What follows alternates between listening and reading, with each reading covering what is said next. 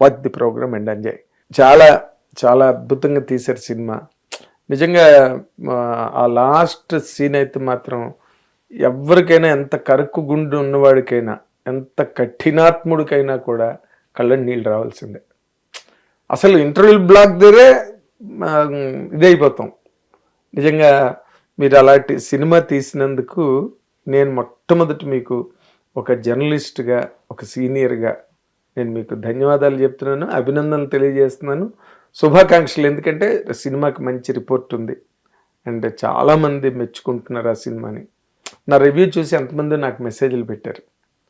జయంత్ పరాంజపే లాంటి ఒక పెద్ద దర్శకుడు మార్నింగ్ నాకు మెసేజ్ పెట్టారు. ఆయన సూపర్, మీ రివ్యూ చాలా బాగుంది, నేను సినిమా కూడా చూశాను, ఎక్స్ట్రాడనరీ ఫిల్మ్ అది, I want to meet the director అనే మెసేజ్ నాకు రావడం, that is your victory. Yes sir. ఒక సీనియర్ డైరెక్టర్, ప్రేమించుకుందాం రా లాంటి సినిమా తీసిన డైరెక్టర్, బావగారు బాగున్నారా లాంటి సినిమా తీసిన డైరెక్టర్ మీ సినిమాని మెచ్చుకున్నాడు, మూవ్ అయ్యాడంటే మాటలు కాదు. అసలు మీరు ఈ కథని ఎంచుకోవడంలో మీకు ఏదైనా ఇన్స్పిరేషన్ ఉన్నదండి? అంటే ఎక్కడైనా చూసినవి, జీవితంలో ఎక్కడైనా మీకు ఎదురైన అనుభవాలు, వాటిలోంచి వచ్చిన కదా, కేవలం ఊహాజనితంగా రాసిన కథేనా ఇది? ఇది ఎలా పుట్టింది ప్రతి ఇంటర్వ్యూలో చెప్తున్నాను సార్. మళ్ళీ చెప్పనా? చెప్పాలి. జెమినీ టీవీలో ఇంకా చదువు అయిపోయి, ఎంబీఏ అయిపోయి, ఇంకా సినిమా అన్న టైంలో ఖాళీ, సినిమా అనేది దొరుకుతలేదు, చదువేమో అయిపోయింది, జాబ్ ఏమో చేయలేను, ఇంట్లో ఖాళీగా కూర్చున్నాను. ఎంత ఘోరమైన ఫేస్ అంటే అది. ఎందుకు చేయలేరు జాబు? నేను జాబ్ చేయలేను. ఎందుకు? కానీ చేసినాను. అంటే సినిమా మీద వ్యామోహం, సినిమా మీడియా నాకు రాదు. నాకు 10 మందితో కూర్చొని పని చేయడము అది రాదు. ఆ సబ్జెక్ట్ మ్యాటరే నాది కాదు. ఏదైనా సినిమా తప్ప ఏదైనా it's not my cup of tea. Oh, cinema so addicted. అది దానికోసమే పుట్టించిండు నన్ను దేవుడు అని నాకు రియలైజేషన్ వచ్చినాక.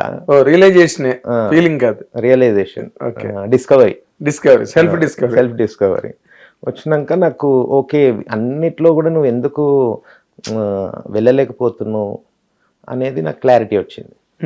సో అందరికి రాదు కదా సార్ ఆ పాయింట్ ఇన్ లైఫ్, రాదు. వాట్ యూఆర్ మేడ్ ఫర్ అనేది లైఫ్ అయిపోయే వరకు కూడా తెలియదు చాలా మందికి. నాకు తెలిసింది, కానీ తెలిసినాక చాలా టైం వెళ్ళిపోయింది. ఇప్పుడైనా వచ్చింది కాబట్టి హ్యాపీ. గుడ్. అయితే ఆ టైంలో ఖాళీగా ఉన్నప్పుడు, ఖాళీగా ఉండడము మనిషి అనేది ఇంకా అది కూడా చదువు అయిపోయి, సేమ్ మన మున్నా లెక్క అంత హ్యాపీగా ఉండలేము.